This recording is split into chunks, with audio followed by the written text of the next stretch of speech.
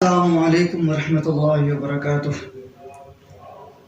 نحمدہ ونصلی علی رسولہ الکریم اما بعد فاعوذ باللہ السمیع العلیم من الشیطان الرجیم بسم اللہ الرحمن الرحیم حدثنا قتیبۃ بن سعید قال حدثنا جریر عن عمارة بن القعقاع بن شبرمة عن ابی زرعة عن ابی ہریرہ رضی اللہ عنہ قال جاء رجل إلى رسول الله صلى الله عليه وسلم قال يا رسول الله صلى الله عليه وسلم من أحق بحسن صحابتي قال أمك قال ثم من قال أمك قال ثم من قال أمك قال ثم من قال أمك قال ثم من قال أبوك رواہ البخاری فی کتاب الادب۔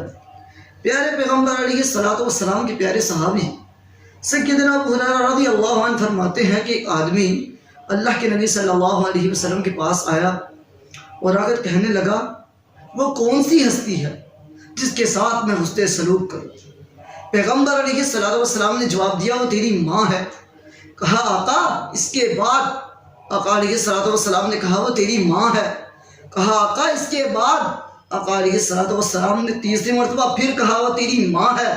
تو اس آدمی نے چوتھی مرتبہ پھر سوال کیا، کہتا ہے آقا ثم من؟ اس کے بعد؟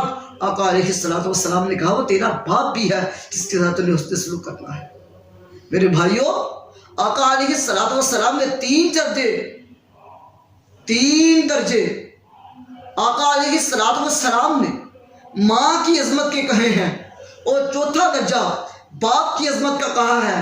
رب العالمین سے دعا ہے اللہ رب العزت ہمیں ماں باپ کا عزت اور احترام اور ان کا مرتبہ سمجھنے کی توفیق عطا فرمائے۔ وما علینا الا البلاغ المبین۔